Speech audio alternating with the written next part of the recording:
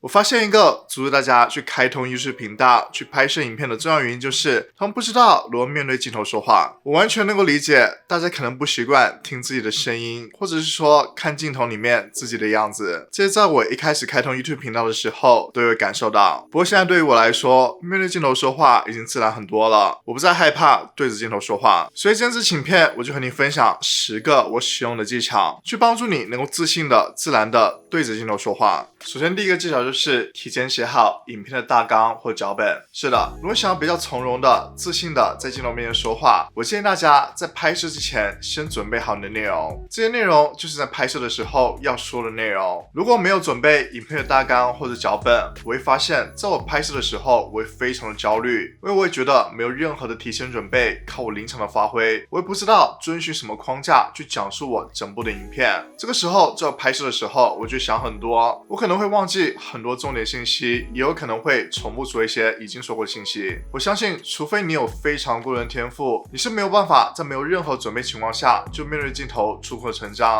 然后非常逻辑的说出影片内容的。所以对于我来说，在拍摄影片之前，我一定会准备好影片的脚本。是的，我会在拍摄之前一字一句的写出影片里面我所要说的内容。在我写完影片脚本之后，我会读一遍，去看一下整部影片它内容通不通顺，符不符合逻辑。因为在很多时候，我们写出来内容和我们平时说话的形式是不一样的。你不希望观众在观看你影片的时候就感觉像听作文一样非常的学术。那YouTube影片还是需要是比较口语化一些的。因为我提前准备好脚本，所以在我拍摄影片的时候，我就可以完全对照我的脚本去说出影片内容，这样会让我十分的放心。我在录制的时候不是从头到尾一次性录制完整部影片，我会把一段内容分成好几句话。一般的情况是我一次性录制3句话，在录制完这3句话之后，我再接下去录制下一个3句话，这样会减少我很多压力，并且在录制完之后，我可以参考一下我影片的脚本。如果你不喜欢写出整部影片它的脚本，你觉得会有些局限，你就可以写出一下影片的大纲。这个大纲会提供给你这部影片它的框架，会有几个重点，在每一个重点底下会有哪些信息，这样在你拍摄影片的时候就能够按照这个大纲，并且在你拍摄的时候也可以自由发挥。因为准备大纲或者影片脚本对影片的表现也有非常重大影响。例如说，在我写影片脚本的时候，我是非常重视这部影片它的开头的，我会考虑在观众点开观看这部影片的时候，他们接收到什么样的信息会能够立马抓住他们注意力，不然他们想要接下去观看影片更多内容。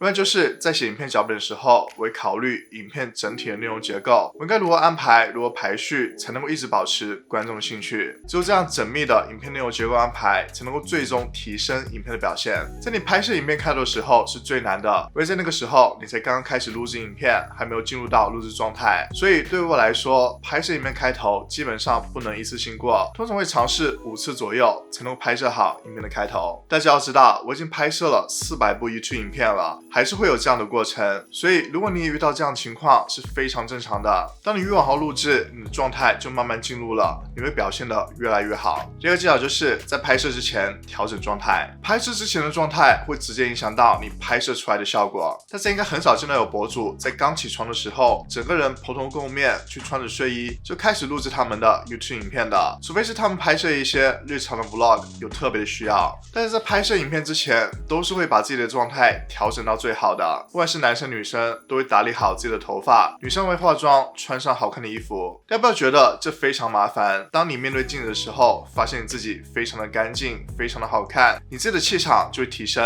然后你的自信也会增加，自然的你在镜头面前的状态也会更好。所以我希望大家在拍摄影片之前先整理好自己，一定要花时间去把自己收拾好，这样能够让你更加上镜，面对镜头说话的时候也会更加自信。第3个技巧就是重在分享。我希望大家都能够调整一个心态，就是你的影片内容更多的是和观众进行分享，而不是说去教观众去做什么。在我开始的时候，我非常追求完美，我希望我的影片内容能够达到所有人的要求，我害怕其他人在看完这期影片之后会给我很多负面评价，这让我在镜头面前拍摄影片的时候就显得非常没有自信。因为在拍摄影片的时候想，如果我这部影片拍摄出来之后，观众觉得没有达到他们预期，观众不喜欢，这样会怎么样？我就想非常多。这之后我从其他的 YouTube 创作者身上得到了很多启发，他们会说，你拍摄的YouTube 影片内容不是要想着去教观众去做什么，而是说你的影片内容在分享你个人的经历、个人的故事，分享你犯过的错误。你不要去做如何学会某个技能、如何去做某事的影片，而是要要去制作我怎么学会这个技能，我怎么去做这个事情的影片。这样的影片就能够从你身上出发，你会更加自信，因为这是你个人的经历、个人的经验。你会考虑到这部影片是否能够达到所有人的要求，这样在你拍摄影片的时候就会更加自信。第4个技巧就是在你拍摄影片的时候，你可以想象你在和一个人说话。在我拍摄影片的时候，我会想象我是在和一个人说话，我不是说我在和几百、几千、上万人在说话，那样就会让我的压力非常大。你可以想象，如果你是在会场演讲，台下有几百、上千的人，那么这个时候你就会非常紧张。我在拍摄影片的时候，没有必要这么做，给自己增加压力。你可以想象你在和一个人进行说话，这个人就是我的针对观众，我可以理解他平时在做什么，他需要什么，他为什么会看我的频道。这样在我拍摄影片的时候，我就会想象我在和他对话，这样会让我的影片更像是对话的形式，我在分享是在和他交流。第5个技巧就是从简单的内容还有平台开始。如果你在你平时的时候都不敢听自己的声音，或者说在和别人聊天的时候，你更喜欢打字去发信息，那么第一步我需要你去做的就是在今后和别人聊天的时候，你只发语音的信息，你不能够打字去发送的信息。然后在发完语音信息之后，再听一下自己的声音，这样你就能够慢慢习惯听自己的声音，并且在你发语音信息的时候，也能够培养你快速组织语言的能力。这样就可以使用 IG 去录制你的现实动态，因为在之前你都没有打开摄像头，只是发语音的信息。像你可以利用 IG 现实动态这个功能，去开始培养你的镜头感，去开始学会面对镜头说话。所以你可以从 IG 这个简单的平台开始，去开始录制你的现实动态。你可以录制几秒钟、十几秒钟、几十秒钟的现实动态。这现实动态内容可以是非常多样的，你可以分享给你的粉丝你每天的状态、你每天的安排等等。这样做的好处就是可以培养你在镜头面前说话的感觉，并且不需要花费你非常多的时间。然后你发布现实动态了，也可以让你现有的粉丝更加了解你，是非常能够和他们建立起更深层次联系的。第3个好处就是可以记录你整个历程，你可以在之后回看，并且可以把这些珍贵的片段去加入到你影片里面，这样可以让你影片更加有你自己的风格。第6个技巧就是在拍摄的时候提升的能量。我想告诉大家一个事实，你的能量在通过屏幕传递给观众的时候会降低一些，可能观众只能够感受到你75%的能量。所以如果按照我平时说话的感觉会是这样的。Hello， 大家好，欢迎回到我是 Grayson。今天这期影片我会和你讲的是如何在镜头面前更加自信的说话。你会感受到我的能量就下降了很多，然而如果我提升我自己的能量，你会感受到我的能量提升，你会受到我的感染。这就是像演说家在台上演讲一样，他们在台上演讲的时候肯定和他们平时说话的时候是不一样的，他们会给自己注入更多的能量，去更加激情的去展示演讲，让观众能够感受到他的激情。观众也是不喜欢在台上演讲的人是毫无激情的，这样会让他们想要睡觉。所以希望大家在平时拍摄影片的时候能够提升自己的能量，可以更夸张一点，这完全是可以的。在你提升能量之后，你会感觉你会更加自信的对着镜头说话。第7个技巧就是你需要有拍摄剪辑的策略。像你看到的那些大的 YouTube 博主，你会感觉他们在镜头面前说话非常的自然，非常的自信，但其实在影片的背后，他们也会犯很多的错误。之所以会呈现出来的影片会让你觉得他们非常自然，非常自信，就是因为他们有自己的拍摄策略，再配上自己的影片剪辑。就像你看我的影片，感觉没有犯任何的错误，也是比较自然的能够在镜头面前说话，但这都是因为我有自己的拍摄策略，还有影片剪辑的策略。像我的拍摄流程就是我不会从头到尾一遍就录制完我的影片，我会按照我的脚本进行分段式的录制，我会每次录制3句话，这样能够减少我很多的压力，并且能够允许我犯错。如果说错了，我会停下来深呼吸，再看看我的脚本，然后再对着镜头说一次，直到我说对为止。一般我每录制完一段内容就会结束录制，然后下一段内容的时候我会开始录制新的文件，这样整部影片录制下来，我就有非常多的影片录制文件。在我之后进行影片剪辑的时候，我会把这些录制文件都导入到我剪辑软体里面，然后再把这些文件整合到一起。我们需要知道一个事实，不管这个博主有多成功，这个 YouTube 频道有多成功，他们在拍摄影片的时候还是会犯很多错误的，但是这些都没有关系，因为我们能够使用影片剪辑，我们可以在之后剪辑影片的时候把这些错误都剪除掉，观众是不会看到这些错误的。所以大家在录制影片的时候千万不要怕犯错，你要调整好你的心态，你可以犯任何的错误。你需要做的就是在你拍摄影片的时候，你需要大胆说，其实你说错了也没有关系，你可以停下来调整一下你的呼吸，参考一下你的脚本，再对着你的镜头再说一次，直到说对为止。第8个技巧就是给自己充足的拍摄时间。拍摄影片绝对是一个大的工程，会给你非常多的压力，力。在你拍摄影片的时候，会有很多意想不到的情况发生，比如说你会犯很多错误，一句非常简单的话，你说了好几遍都还没有成功，将会让你非常的沮丧。也许在你拍摄影片的时候，你会不停的忘记你脚本的内容，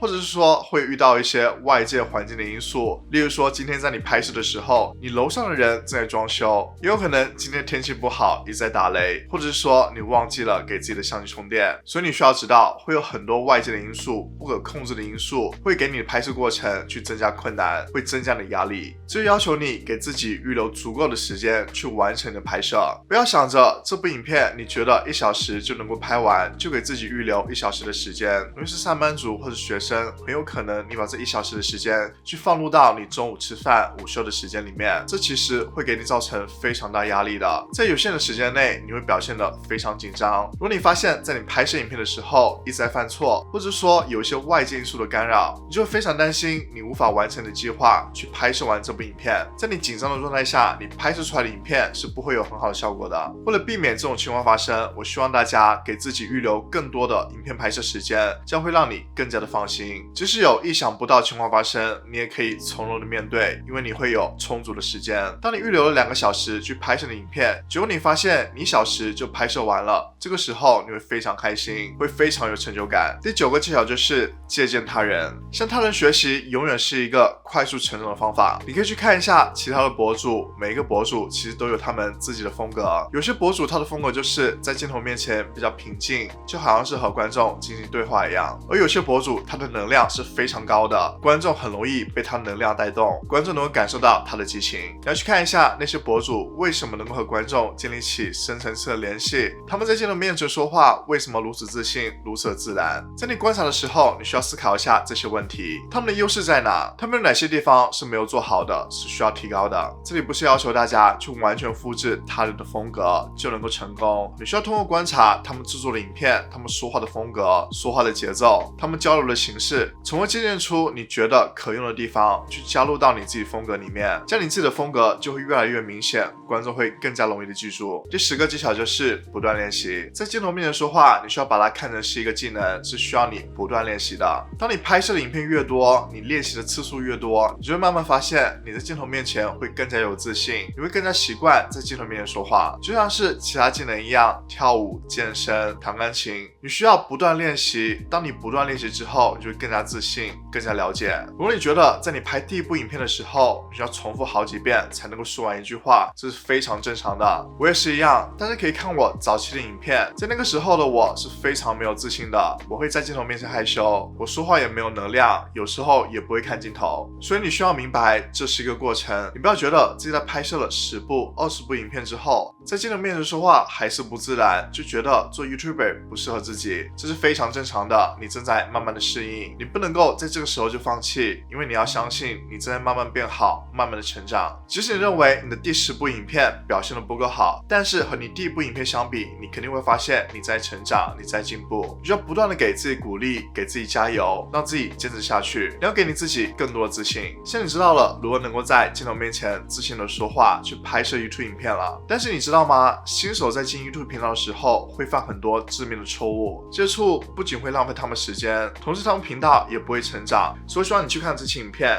因为这期影片对你非常重要。如果你觉得看完这期影片之后你觉得有帮助，希望能够为我点个赞，并且订阅我频道了解更多 YouTube 内容。如果想了解我最新动态，可以关注 IG。那我们下期影片再见，拜拜。